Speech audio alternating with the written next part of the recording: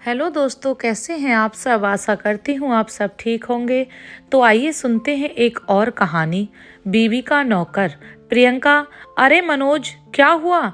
कितनी देर से तुम्हें चाय बनाने के लिए बोला हुआ है, बनी या नहीं? मनोज कहता है, ला रहा हूँ, बस 2 मिनट रुको। वो दूध लेने गया तो वहाँ भीड़ बहुत थी, इसलिए आज तुम्हारी सुबह की चाय थोड़ी लेट हो गई। प्रियंका कहती है, अच्छा एक काम करो, आज ब्रेकफास्ट में मेरे लिए मटर पोहा और वेज सैंडविच बना देना। प्रियंका को घर के काम करने पसंद नहीं थे। शादी के बाद वो सिर्फ अपने ऊपर ही ध्यान देती थी और मनोज ऑफिस के साथ साथ घर के सारे काम भी देखता था। इसी कारण मनोज ने अपने ऊपर ध्यान देना बंद कर दिया था। ऐसे ही एक दिन प्रियंका, मनोज, अच्छा हुआ ऑफिस से जल्दी आ गए, हमें कल सुबह की गाड़ी से जाना है, तो तुम मेरी साड़ियाँ प्रेस करके अटैची में लगा लो और सुबह जल्दी उठकर आलू पूड़ी बनाकर पैक कर लेना। मुझे फिर रास्ते में ट्रेन में भूख लगेगी। अच्छा, रसोई समेट लेना, मैं सोने जा रही हूँ, मुझे नींद आ रही है। मनोज कहता है, ठीक है, तुम आराम से सो जाओ, मैं सब काम कर दूंगा।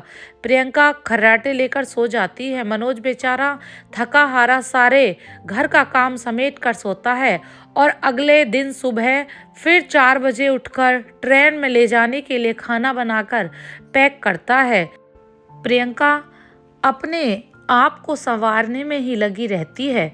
वो तो अपना एक दुपट्टा तक भी अटैची में खुद से नहीं रखती। पूरी अटैची मनोज तैयार करता है और दोनों शादी में दिल्ली पहुंचते हैं। प्रियंका मनोज को बाहर छोड़ देती है और खुद होटल के अंदर चली जाती है।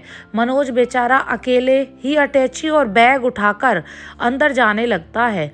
गार्ड 7 स्टार होटल है, तुम अंदर नहीं जा सकते। मनोज कहता है, तुम जानते भी हो मैं कौन हूँ? गार्ड कहता है, देखने से तो अब क्या ही बोले, जो भी है तुम्हें ऐसे अंदर नहीं जाने देंगे, समझे? अंदर बड़े बड़े लोगों ने होटल के कमरे बुक किए हुए हैं, पता चले किसी का सामान इधर से उधर हो गया तो। मनोज फोन पर, प्रियंका तुम कहाँ हो? ये लोग मुझे अंदर नहीं आने दे रहे हैं। प्रियंका कहती है, अच्छा रुको, मैं अभी आती हूँ। प्रियंका गार्ड से, क्या हुआ, तुम इन्हें अंदर क्यों नहीं आने दे रहे हो? प्रियंका की दोस्त, सॉरी जीजू, आपको इतनी परेशानी हुई। गार्ड, सॉरी सर, हम आपको पहचान नहीं पाए। प्रियंका, मैंने तुम्हें कहा था ना कि कुछ नए कपड़े खरीद लो, करा दी ना मेरी बेइज्जती सब लोगों के बीच में। अब देखो मैं कितनी सुंदर लग रही हूँ और तुम मेरे साथ चलते हुए कितने बेकार लग रहे हो। मनोज बेचारा चुपचाप प्रियंका की सारी बातें सुनता रहा। गलती उसकी नहीं थी, उसके पास इतना समय नहीं था कि वो अपने कपड़े भी ढंग से बदल पाता या नए कपड़े खरीद पाता। मनोज सारा दिन तो ऑफिस और घर के कामों में व्यस्त रहता है और अब अपनी सहेली की शादी के फंक्शन में भी प्रियंका ने मनोज को नौकर बना के रखा हुआ था। प्रियंका, मनोज मेरे लिए एक गिलास पानी ला दो और कुछ खाने को भी लेते आना, मैं तब तक यहाँ चेयर पर बैठी हूँ। प्रियंका की दोस्त, तू तो सही है प्रियंका, तेरा सारा काम तो जीजू कर देते हैं। प्रियंका, वही तो, हस्बैंड को पहले दिन से ही अपने हाथों में रखो तो सही रहता है। तू भी इस बात को गांठ बांध ले, शादी होते ही खुद काम पर मत लग जाना, हस्बैंड से करवाना। प्रियंका की दोस्त, पागल हो रही है क्या?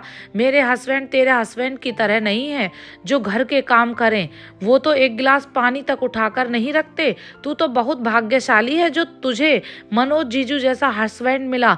बेचारे चुपचाप सारा काम करते हैं और चूं तक नहीं करते।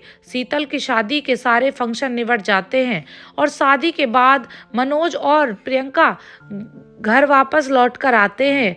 कुछ दिन तक ऐसे ही चलता रहता है। मनोज को कुछ दिनों से बुखार था, पर वो इस बारे में प्रियंका से छुपा रहा था और अचानक एक दिन वो बेहोश हो जाता है। प्रियंका उसे हॉस्पिटल लेकर जाती है।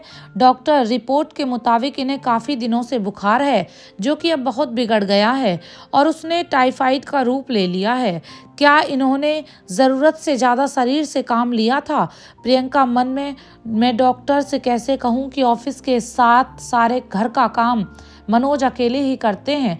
मुझसे ये बहुत बड़ी भूल हो गई। मेरी वजह से मनोज की आज ये हालत है। प्रियंका डॉक्टर, हाँ वो कुछ काम का स्ट्रेस मनोज के ऊपर ज़्यादा आ गया था। डॉक्टर देखिए जो भी है, पर कम से कम मनोज को ठीक होने में कुछ दिन तो लग ही जाएंगे। कुछ दिन हमें इन्हें हॉस्पिटल में ही रखना पड़ेगा। बुखार उतरने के बाद ही हम इनको छुट्टी देंगे। मनोज की सेहत का बहुत ज़्यादा ध्यान रखने की ज़रूरत है और आप तो उनकी पत्नी हैं, तो आपसे बेहतर इनकी देखभाल कोई नहीं कर सकता। प्रियंका की आंखों में आंसू आ जाते हैं। अब वो मनोज का बहुत ध्यान रखने लगी थी। घर का सारा काम करके वो मनोज के लिए हॉस्पिटल में अच्छा खाना, फ्रूट सब तैयार करके ले जाती थी। धीरे धीरे मनोज ठीक होने लगा और उसे छुट्टी मिल जाती है। मनोज घर जाता है। एक सुबह प्रियंका, मनोज जल्दी उठो, मैंने तुम्हारे लिए बढ़िया सी चाय बनाई है। आज हम दोनों मिलकर एक साथ चाय पियेंगे। उसके बाद मैं तुम्हारी पसंद का लंच रेडी करूँगी और तुम मुझे ऑफिस से फ़ोन करके बता देना कि लंच कैसा बना है। मनोज, प्रियंका तुमने मेरी कितनी देखभाल की है। सचमुच तुम्हें पत्नी के रूप में पाकर बहुत खुश हूँ और तुम्हें इतना सारा घर का काम अकेले ही करना पड़ा। अब तो मैं ठीक हो गया हूँ, इसलिए मैं घर का काम फिर से संभाल लूँगा। प्रियंका, मनोज नहीं, हम दोनों मिलकर इस घर का काम संभाल लेंगे। हाँ मनोज, मैं गलत थी। पति पत्नी के रिश्ते में सिर्फ एक को ही जिम्मेदारी नहीं संभालनी होती, बल्कि दोनों बराबर बराबर के हिस्सेदार होते हैं। ये बात मुझे समझ आ गई है। आज की ये कहानी आपको कैसी लगी? अगर अच्छी लगी हो तो लाइक, शेयर एंड चैनल को सब्सक्राइब करें और ऐसी ही प्यारी प्यारी मज़ेदार कहानियाँ सुनते रहें। Bye bye, take care.